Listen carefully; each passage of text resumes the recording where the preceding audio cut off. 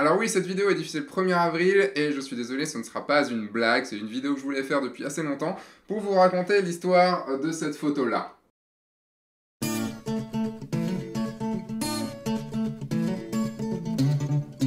Bonjour, je suis Sébastien Roignan, vous êtes bien dans une nouvelle vidéo de F1.4, vous pouvez retrouver mon travail sur sebastienroignan.com. Ne vous attendez pas à un tutoriel, c'est une vidéo qui est off de F1.4, même si je parle un tout petit peu d'un tout petit billet d'humeur de quelques dizaines de secondes à la fin de cette vidéo, je voulais juste vous raconter une histoire, une belle histoire. Donc si vous avez envie d'apprendre des choses sur la photo, bah c'est pas la vidéo qu'il vous faut, évidemment. Et aujourd'hui j'avais envie de vous raconter l'histoire donc de cette photo-ci. C'est une photo réalisée par James Ville, que vous connaissez puisque c'est le mec d'Art Photolab, qui est maintenant un très bon ami, et j'avais vraiment envie de vous partager cette histoire. J'ai rencontré pour la première fois James au salon de la photo, ça devait être la première fois que j'y étais en 2012, et ça m'a intéressé parce que je connaissais rien au tirage, et je me suis dit qu'il y avait quelque chose à faire, il y avait une vidéo à faire sur qu'est-ce qu'un tirage, et vous savez l'histoire, cette vidéo a été faite. Cette vidéo a été tournée en décembre 2014, je crois, ça a été tourné 2 ans après. Je vais chez Art Photolab, donc qui est chez James Ville, et on se retrouve, il m'accueille chez lui, tout est bien et tout, et il me dit, bon bah viens, on va prendre le café et on va travailler dans la cuisine. Je lui dis ok, et donc on s'installe dans la cuisine, et là je vois, il y a une photo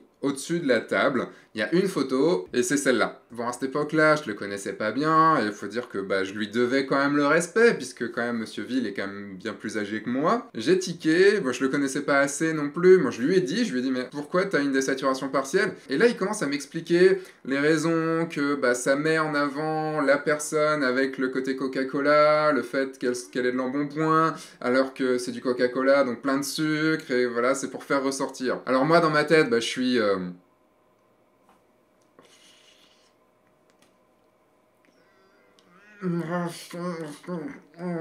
C'est le mal. Je dis ok, bon soit, je te dois le respect. Donc vous me connaissez, j'ai dû bien mordre ma langue pour ne rien dire, et j'en ai encore des traces aujourd'hui, c'est dégueu ce que je viens de dire. Et là on bosse, on tourne sur une journée et demie nos 2 vidéos, voire même nos 3 vidéos, et je repars. Voilà, tout simplement. Ça s'arrête ici. Depuis, James est devenu un ami, je suis devenu ambassadeur d'Art Photolab, j'y retourne quand même assez souvent pour faire tirer mes photos, et à chaque fois, je vois cette photo dans la cuisine, et là je me fais, putain, il était sérieux ce con quand même, quoi. Il était sérieux, quoi. C'est dans la cuisine tout le temps, quoi. Ah ouais, bon allez, disons rien, et comme on le dit souvent, ça peut arriver même au meilleur de se tromper. Que celui qui ne s'est jamais trompé dans sa vie me lance le premier Nikon. Et arrive le mois de novembre 2016 avec le salon de la photo. Donc 2 ans après cette première visite chez James. C'est une journée ou 2 avant le salon de la photo, et c'est l'inauguration de l'exposition New York, Paris-New York je crois, ou New York tout simplement, Paris-New York, de James à la galerie Rastol. Galerie de François Rastol que vous avez pu voir également dans F1.4. Bon j'en profite, je suis sur Paris, j'y vais... Je me mêle pas trop aux gens au début parce qu'il y a beaucoup de monde, parce que James connaît énormément de monde, donc il y a beaucoup de monde, on va manger avec Francky, avec des potes, et on revient vers la fin de l'inauguration, vers la fin de la soirée. Donc c'est encore ouvert, et là, comme vous voyez dans la vidéo, il y a 275 photos en noir et blanc de New York. C'est beau, il n'y a rien à dire. James sait faire des photos de rue, vous pouvez d'ailleurs voir sa formation en cliquant par ici, sur fn4.com. Je regarde tranquillement, et puis James est en train de discuter dans un coin, et puis là, qu'est-ce que je vois? Alors le pire, c'est que je peux même pas vous montrer sur le film que j'ai fait, puisque j'ai pas filmé cette photo-là. Et là, je vois en bas, je vois donc la photo qui est dans sa cuisine, mais en total noir et blanc, pas en désaturation partielle. Et là, je me dis, mais il y a un truc bizarre là quand même, quoi. Je vais voir James, et je lui dis, mais James, qu'est-ce qui se passe? Enfin là, cette photo là, elle est en noir et blanc, pourquoi elle est en désaturation partielle dans ta cuisine? Là, je vois dans ses yeux qu'il comprend pas. 3 secondes après, je vois comprendre, il fait comme ça là. Vous savez le...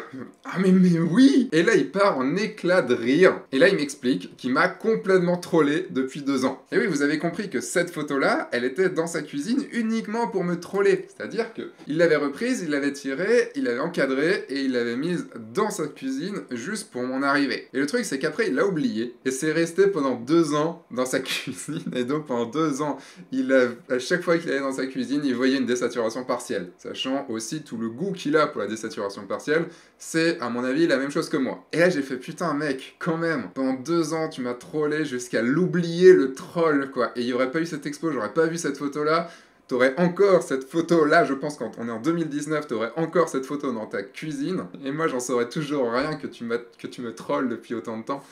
Et vraiment, enfin, j'ai trouvé ça absolument magnifique. Donc rien que pour ça, merci James. En plus, tu m'as offert la photo. Bon, j'ai pas fait l'affront à Jessica de l'afficher dans la maison. Je vais la garder en souvenir, mais évidemment, elle sera pas affichée parce que non, quand même pas. Je ne suis pas maso à ce point-là. Mais vraiment, merci. Et parce que ça, c'était un putain de beau troll. C'est le plus beau troll qu'on m'ait jamais fait. Et pourtant, à l'époque, il y avait les groupes critiques, ou alors c'était au moment de la fermeture des groupes critiques, et pendant des trolls, il y en a eu. Et beaucoup de mauvais trolls, des trolls juste méchants. Et là, c'était un troll, mais qui était juste tellement beau. Parce que c'est un troll amical. C'est un troll qui est rigolo. C'est un troll qui est fait pour faire chier ses potes, mais faire chier de la bonne façon. Une raison du pourquoi j'ai supprimé les groupes critiques et discute et tout ça, c'est que des gens étaient là uniquement pour troller, mais troller de façon méchante. Et sur internet, on voit tellement de trolls méchants qui sont juste là, en fait, je pense, pour faire du mal aux gens, même des gens qu'on connaît pas. Et ça, je trouve ça vraiment dommage. Et quand le troll reste dans quelque chose d'amical, quand reste quelque chose de rigolo, avec pas un fond derrière, pas un fond de je veux te dire que je t'emmerde derrière, voilà, c'est, pour ma part, je trouve ça chouette et j'aime ça. Mais voilà, c'est pas pour plomber la fin de la vidéo, je me dis que certains vont mettre un pouce rouge juste à cause de ça. Et oui, sûrement même. Rouge comme la descente partielle en fait.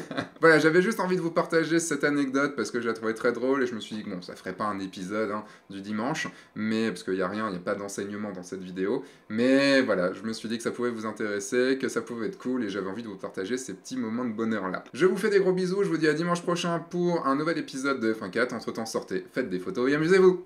Au revoir.